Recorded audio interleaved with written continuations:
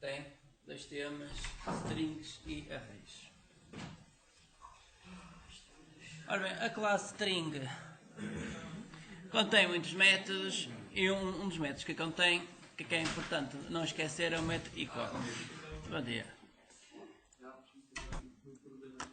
Portanto, classe string, para criar objetos do tipo string, só pode utilizar uma sintaxe abreviada, que é esta, ou então fazer string str igual a new string, criar um novo objeto e enviar o texto para o construtor da classe.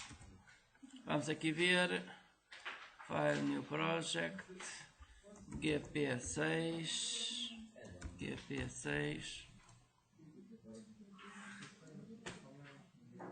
portanto, sintaxe para criar strings, portanto string 1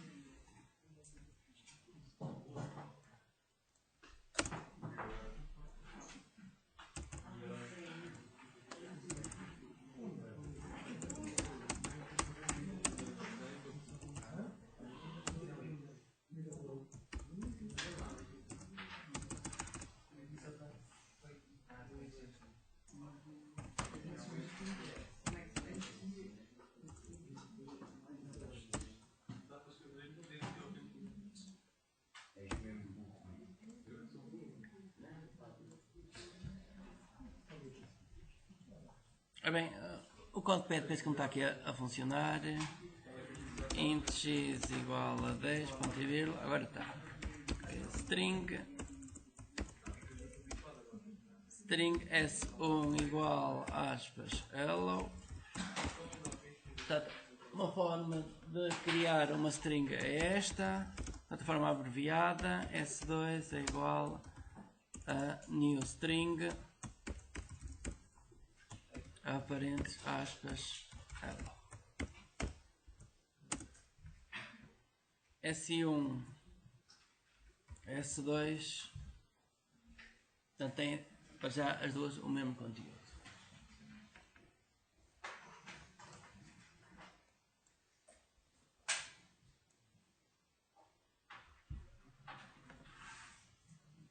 Ora, será que S1 é igual a S2? Será que isto está verdade ou está falso?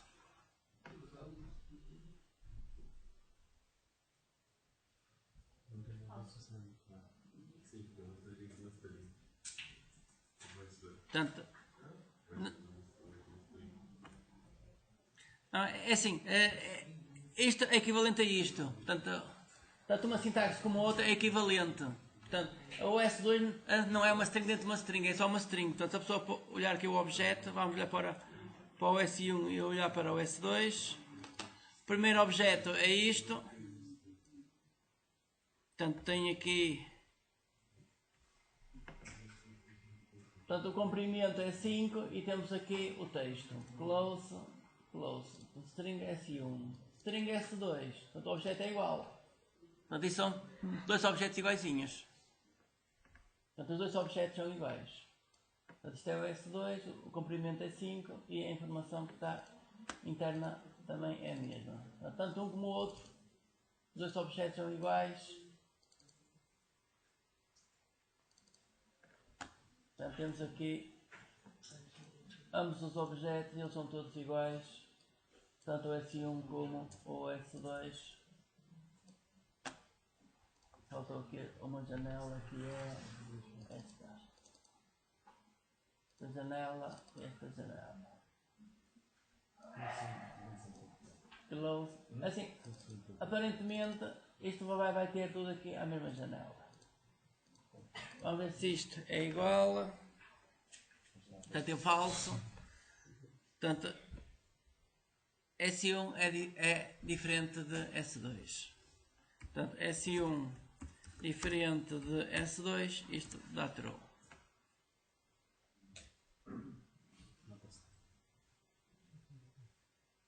Porquê? Porque é que as duas strings são uma diferente da outra? Sim. Ora bem, aqui o que estamos a comparar, o S1 e o S2, é o endereço de memória onde está o objeto. Portanto, isto são dois objetos diferentes, como são dois objetos diferentes, os endereços são diferentes. Para comparar as strings, utilizas o método equals. S1 equals S2, dá true, S2.equals S1, também vai dar true. Portanto, a comparação de objetos é através do método equals e não através do igual igual. Portanto, o igual igual só olha para os valores. Portanto, o igual igual permite comparar inteiros, números reais, caracteres. Se for referências para objetos, se for nomes de objetos, portanto, compara o endereço de memória onde está cada um dos objetos.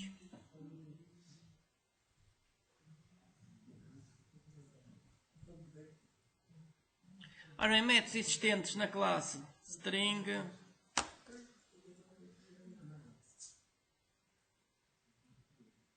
Portanto, temos os construtores, podemos criar uma string vazia, podemos criar uma string à custa de um array de bytes. Portanto, criar uma string à custa de um array de bytes e indicar qual é o código dos caracteres. E temos por aqui muitas possibilidades diferentes. Portanto, podemos criar uma string à custa de uma string. Portanto, há aqui muitas possibilidades diferentes para se criar strings. Portanto, os construtores são utilizados neste momento. Por exemplo, aqui assim, isto é um array de caracteres. Métodos que temos para utilizar, por exemplo, obter o caractere que está numa certa posição. O índice começa em 0. Por exemplo, S1.char@, no índice 0 vai dar o H. O último caractere, S1. Vamos aqui, precisamos de length. Isto está o comprimento da string. Você só vai ver o número de caracteres, não é? S1.length, está o comprimento, esta é uma função. Quantidade de letras. Isto é a quantidade de letras. Portanto, isto está a quantidade de letras. Mas se eu tiver 5 letras, a última posição é a 4. Portanto, tem que estar aqui menos 1. E dá a última letra. Portanto, para obter a última letra, é o caractere que está no último índice. O último índice é o comprimento menos 1. Porque os índices começam em 0. Portanto, se eu tiver uma letra, portanto, o comprimento dá 1, 1 menos 1 dá 0, que é o índice 0, que é onde está a letra.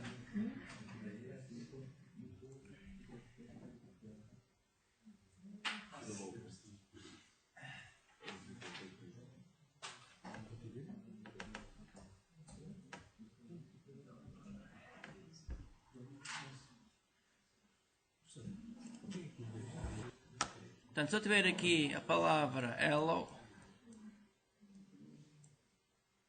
vou pôr um L maiúsculo, hello. Portanto, o length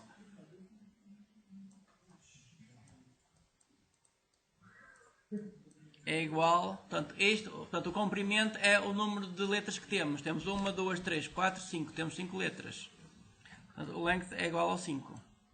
Certo? O primeiro caractere, imaginemos que isto é a string S. Portanto, S.char@,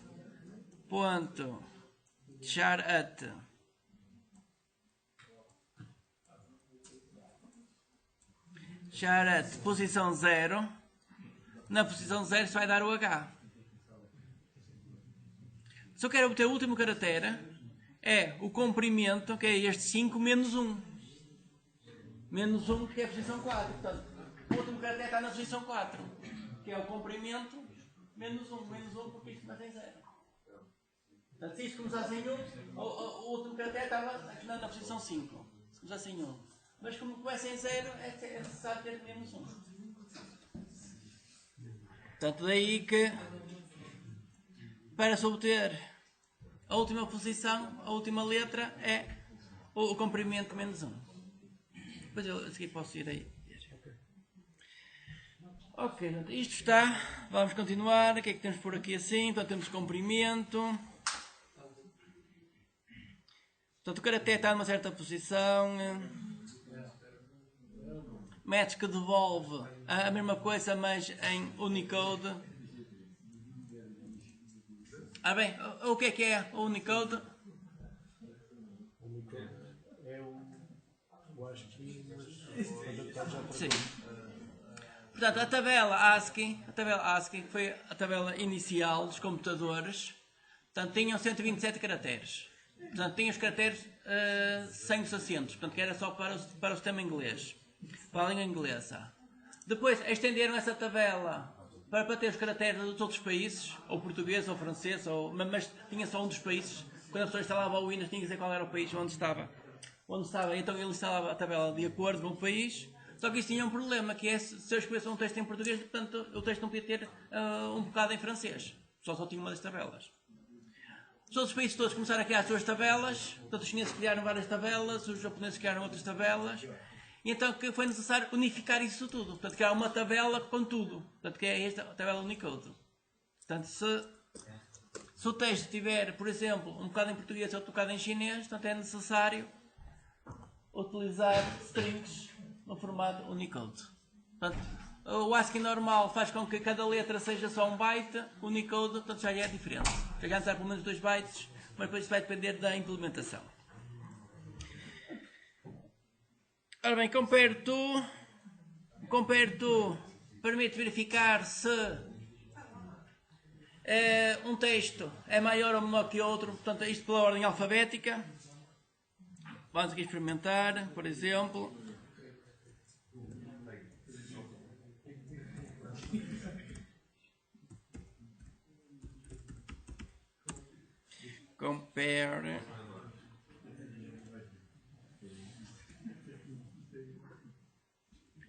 Compare to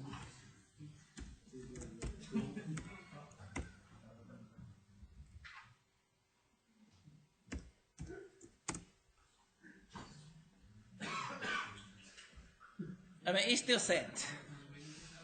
Vou fazer ao contrário.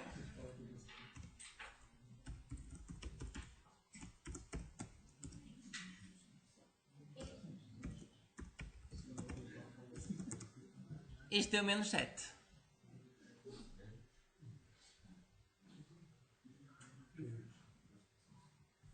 Se for igual, dá 0. Portanto, a função compare to devolve 0 quando as duas strings são iguais. Devolve um número positivo quando a primeira é superior à segunda. Portanto, esta é maior que a segunda. Então, o que é que ele faz? O H menos o A dá 7. Portanto, ele vai comparando letra a letra. Portanto, H menos o A dá 7. Portanto, A, B, C, D, E, F. Portanto, há aqui 7. Pensa entre estes dois. Ao contrário, dá menos 7. Que ele faz o primeiro menos o segundo, dá menos 7. Se for igual, dá 7. Portanto, esta função devolve 0 se são iguais. Um número positivo se a primeira string for superior à segunda, ou um número negativo, caso contrário. Portanto, isto permite comparar objetos devolvendo números 0, números positivos ou números negativos.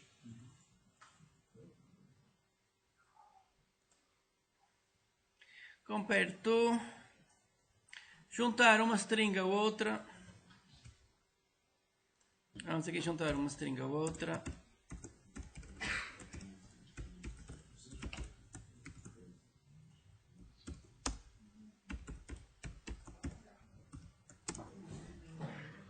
Portanto, juntar uma string a outra. Portanto, esta é a mesma coisa que utilizar aqui o sinal mais. O sinal mais faz a mesma coisa. Mas qual é o mais correto? É indiferente. Portanto, assim, não há aqui um que seja mais correto. É assim, este acaba por ser mais orientado a objetos. Que a pessoa tem um objeto que chama métodos. Isto é um operador entre objetos. No Java o que se utiliza mais é isto, no Java. Em C++, por exemplo, a utilização mais é isto, que é operadores entre objetos. Isto agora é uma questão de gosto, portanto não é que seja um mais correto que o outro, é uma questão de gosto. Portanto isto, utilizar o mais é um operador entre objetos, isto é uma operação que existe dentro de uma classe, dentro de um objeto. Portanto, isto é mais orientado a objetos do que ter aqui os operadores. Portanto, operadores, parece que gosto um bocadinho aqui da orientação a objetos, parece que os operadores estão cá de fora, apesar de estar metade assim dentro da classe. É um bocadinho diferente. Sim, há pessoas que preferem os métodos, há outros que preferem operadores. A linguagem, a C++ gosta muito de operadores, então permite redefinir os operadores todos. Que pode não ser bom, mas permite redefinir os operadores todos.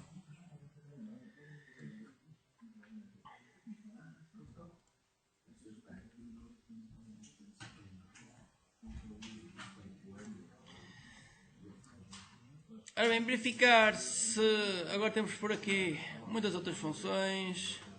Por exemplo, index of. Index of é uma função muito utilizada, ou last index of, portanto procurar uma string dentro de uma string. Portanto isto é útil. Vamos aqui a um exemplo.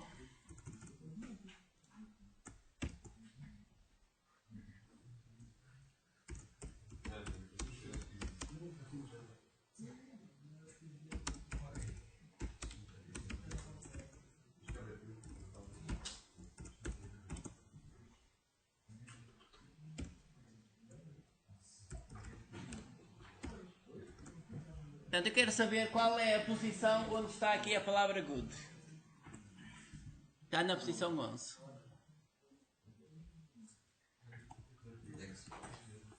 E agora, se for a palavra good em letras maiúsculas, portanto, isto como não existe, devolve menos 1. Portanto, o index procura uma palavra dentro de uma string. Se esta palavra não existir, o resultado é menos 1. Portanto, tem que ter atenção que aqui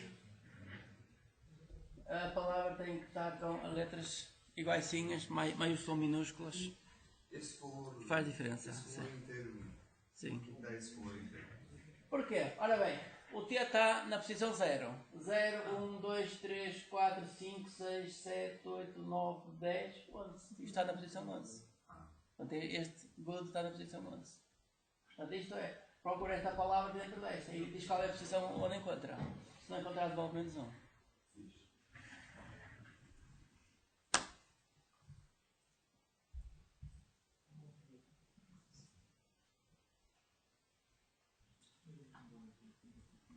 Outro exemplo, today is a good day. Last index of.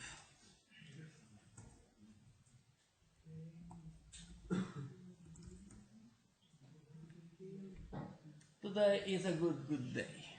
Last index devolve a última posição quando encontra. Portanto, aqui era 11, 12, 13, 14, 15, 16.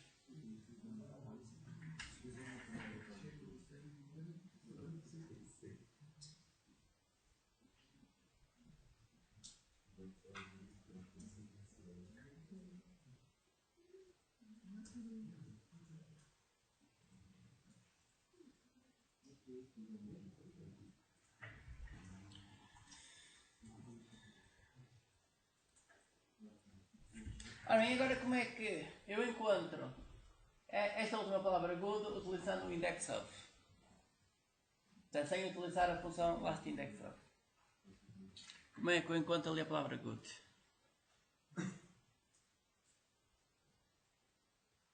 Portanto, eu quero utilizar o index of para encontrar aqui a segunda palavra good. Como é que isso se faz?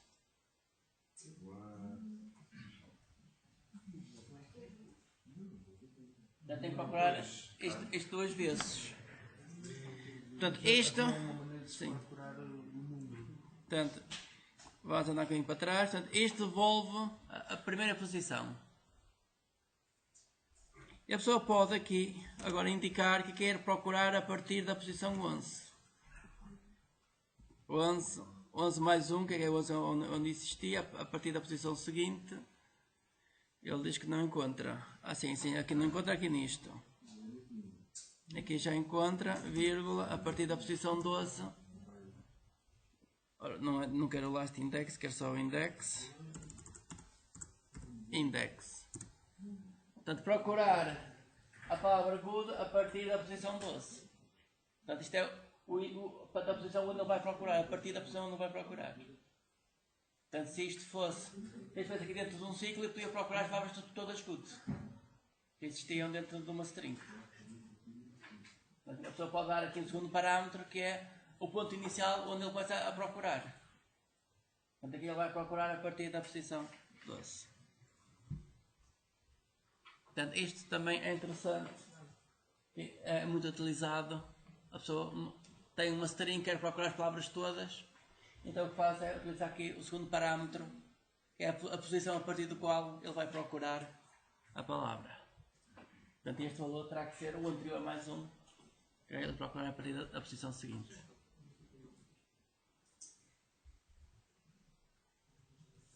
Ora bem, existem muitas outras funções, portanto temos aqui muitas funções diferentes. Por exemplo, to uppercase,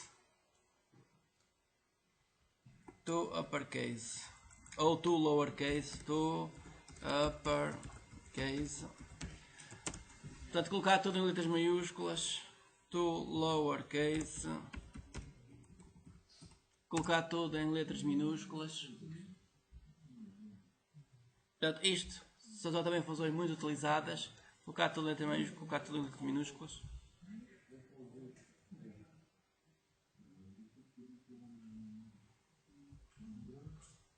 Ok, então visto isto, vamos voltar aqui ao exemplo, a um dos exemplos mais simples, que é este.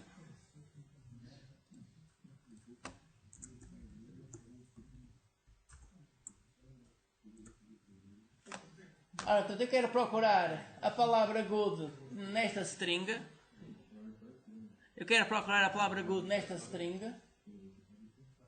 E eu quero ignorar as letras maiúsculas e minúsculas. Como é que isso se faz?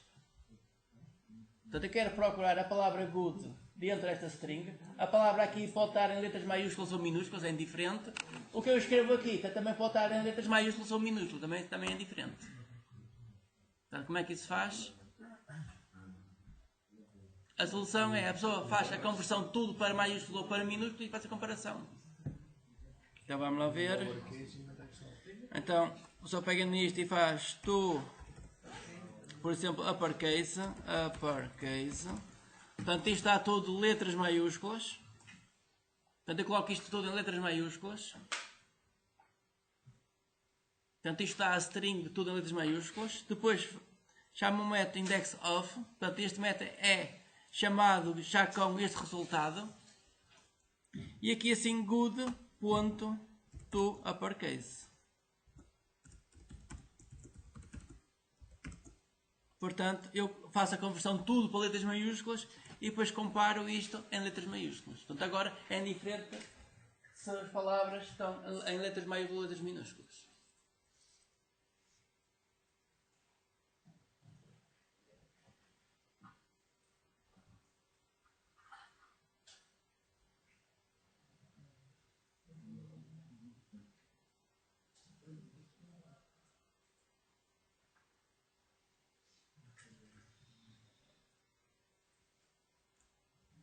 Arrays. Olha, estive aqui a fazer um pequeno exemplo. Olha, uma variável value 1. Portanto, isto é o endereço de um array. Portanto, aqui estamos a reservar memória para um array. Portanto, um array é um bloco de memória. Um bloco de memória contíguo. Portanto, quando a pessoa cria um array, a pessoa está a pedir ao sistema operativo para devolver um bloco de memória contíguo. Ora, como é que é um bloco de memória contíguo? Por exemplo, imaginem que querem ler uma imagem. Uma imagem vai para um bloco de memória. Portanto, uma imagem é um conjunto de cores RGB. Portanto, isso vai para um bloco de memória. Um array, Portanto, a pessoa não pode aumentar o array, nem pode diminuir o array, nem pode apagar uma posição do array. Portanto, o array é um bloco de memória e a pessoa não pode fazer muitas operações com esse bloco de memória. Pode alterar os valores, pode verificar os valores e mais nada. Se a pessoa quiser apagar um valor, não pode. Portanto, se a pessoa quiser aumentar o array, o que tem que fazer é cria um novo objeto, cria um novo bloco e que tem que copiar a informação toda. Se quiser apagar é a mesma coisa, cria um bloco mais pequeno e copia a informação. Portanto, os arrays são muito importantes porque a maior parte das vezes a pessoa não sabe quantos valores quer e então reserva um bloco de memória grande à medida que for necessário. Portanto, a pessoa pode criar variáveis e depois, quando for necessário, reserva memória, ou então cria uma variável e reserva logo memória. Portanto, neste caso, estou a reservar espaço para 5 números inteiros. Exemplo de colocar valores aqui nos arrays. Portanto, na posição I, o I começa em 0. Portanto, na posição 0 vou colocar o valor 0. Na posição 1 coloco o valor 1. Portanto, porque o I vai de 0, 1, 2, até ao comprimento do array. Enquanto é menor que o comprimento do array. Quando for igual ao comprimento do array, já acabou. Portanto, preencher o array. Outra possibilidade é a pessoa cria o array, reserva memória e não indica qual é o tamanho da memória que vai reservar, porque a seguir coloca logo os valores que pretende no array. Portanto, aqui estamos a dizer que este array, values 3, vai ter 1, 2, 3, 4, 5, portanto o comprimento é 5 e os valores são logo estes. O Java 7 permite a pessoa não colocar isto. Portanto, no Java 7 a pessoa pode não definir aqui qual é o tipo de dados e coloca diretamente logo dizer que um array vai ter estes valores. Portanto, isto é uma simplificação. Portanto, se escreverem isto, ele troca isto por uma coisa equivalente que é isto. Ora bem, esta classe, eu chamei esta classe arrays. Foi o nome que eu dei a esta classe. Só que a linguagem Java já tem uma classe com o mesmo nome. Portanto, a linguagem Java já tem uma classe com o mesmo nome que eu vou mostrar. Classe arrays. Esta classe arrays tem métodos úteis para a pessoa utilizar aqui com os arrays.